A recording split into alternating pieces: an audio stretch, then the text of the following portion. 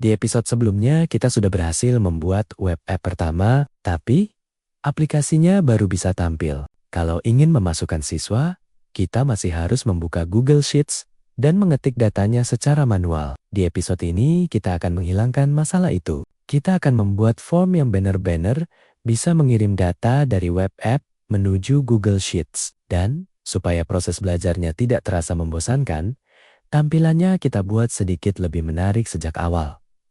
Tetapi, fokus kita tetap bukan desain. Fokus utama hari ini adalah memahami perjalanan data. Kita lanjut menggunakan project yang sama. Jangan membuat spreadsheet baru.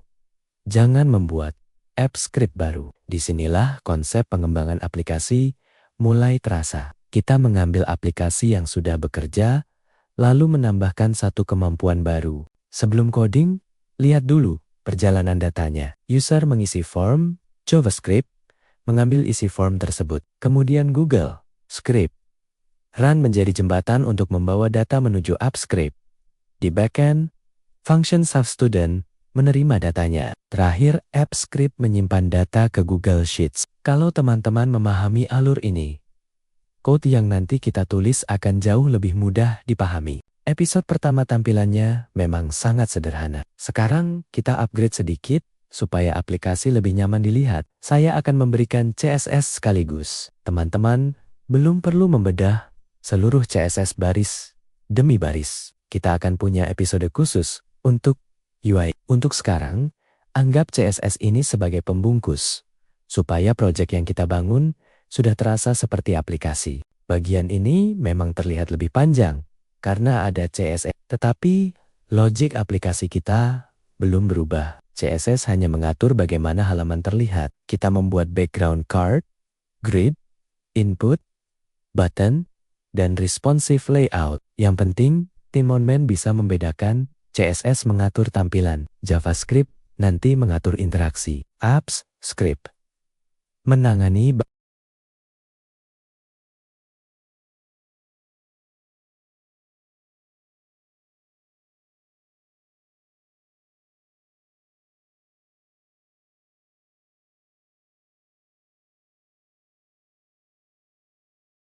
Sekarang kita masuk ke bagian yang benar-benar digunakan user. Kita buat form siswa. Form kita beri ID student form. ID ini nanti digunakan JavaScript untuk menemukan form.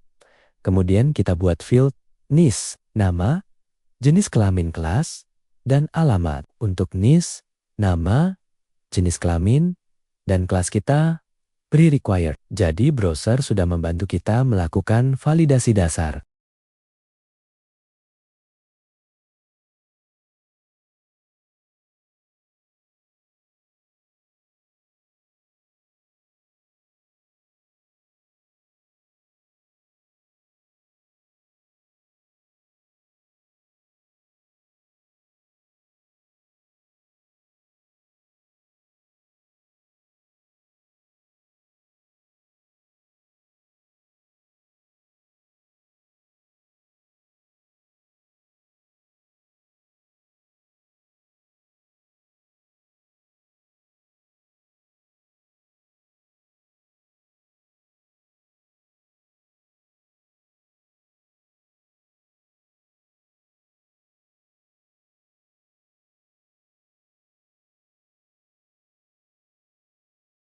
Sampai titik ini, user sudah bisa memasukkan data, tetapi belum ada satupun data yang dikirim menuju Google Sheets. Ini masih murni frontend. Supaya form tidak terasa statis, saya tambahkan satu card preview di sebelah kanan. Preview ini bukan fitur penting untuk backend. Tujuannya supaya kita bisa langsung melihat efek JavaScript di halaman. Nanti ketika nama, NIS, dan kelas berubah, preview ini juga ikut berubah.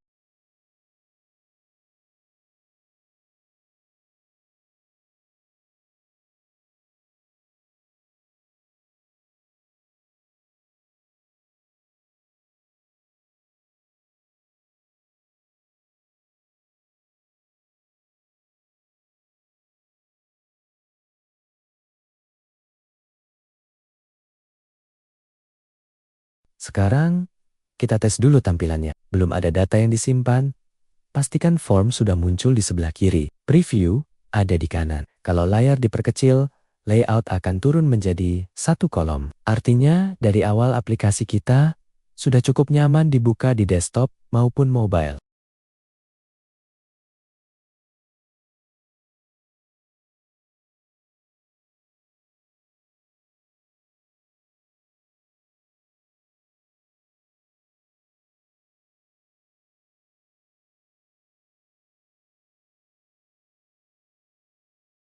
Sekarang kita mulai masuk ke JavaScript. Pertama, kita ambil 3 elemen yang nanti sering digunakan. Form, button simbol, dan area pesan. Dengan menyimpannya ke variabel, kita tidak perlu mencari elemen yang sama berulang-ulang.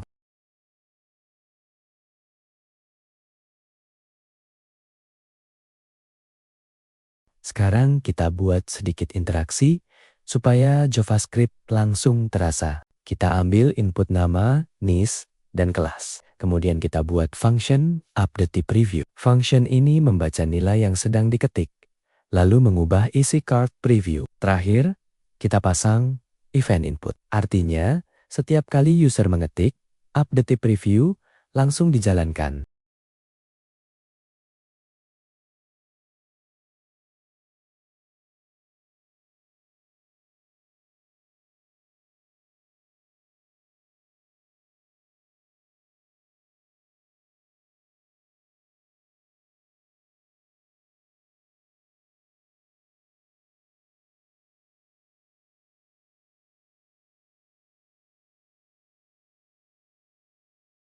Sekarang, coba ketik Andi. Perhatikan, tanpa reload halaman, preview langsung berubah. Inilah JavaScript bekerja di frontend. Belum ada AppScript, belum ada Google Sheets, semua perubahan ini terjadi langsung di browser.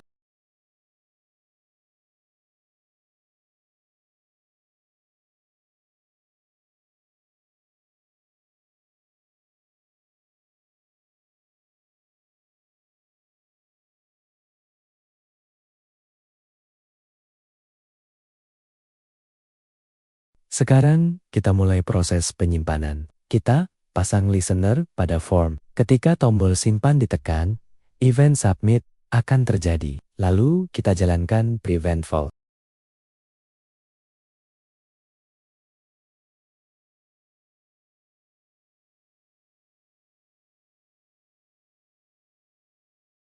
Form HTML punya perilaku bawaan. Biasanya, browser mencoba melakukan submit dengan caranya sendiri. Tetapi kita ingin JavaScript yang mengontrol seluruh proses. Karena itu, perilaku bawaan tersebut kita hentikan menggunakan preventful. Sekarang JavaScript mengambil seluruh isi form. Kita kumpulkan ke dalam satu objek bernama student. Ini penting. Daripada mengirim 5 data secara terpisah, kita buat satu paket.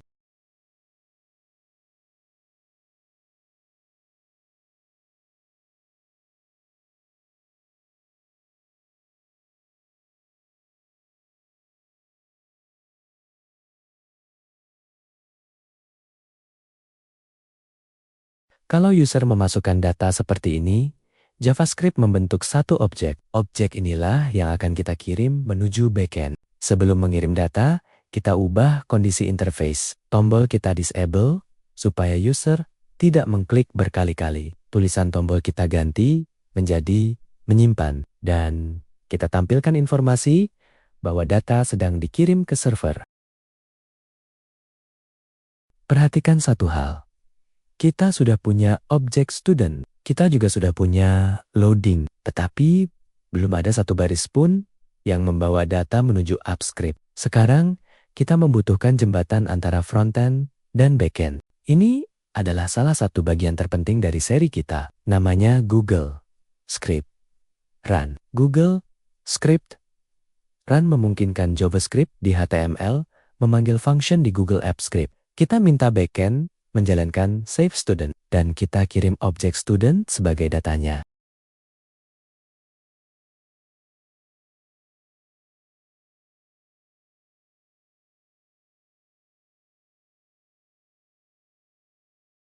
Sekarang frontend sudah mencoba menghubungi backend, tetapi kalau kita jalankan sekarang, ada masalah. Functions of student belum kita buat. Jadi, sekarang kita pindah ke code. Kita tidak mengubah function yang sudah bekerja tetap kita pertahankan. Kita hanya menambahkan function baru bernama self-student. Function ini menerima parameter student. Itulah objek yang tadi dikirim dari JavaScript.